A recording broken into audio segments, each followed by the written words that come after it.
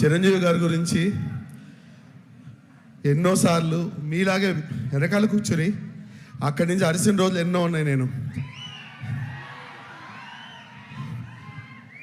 నన్ను గుర్తించి నాకు ఇంత మంచి సాంగ్ అవకాశం ఇచ్చి అండ్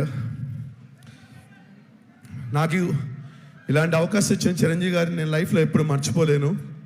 నాకు మాటలు రావట్లేదు. చాలా చాలా thanks sir. Love you sir. Love you so much sir. ఇంతకు మించి ఇంకేంటి నేను చెప్పలేను సార్. ఎప్పటికీ లైఫ్లో మీకు రుణపడి ఉండిపోతాను.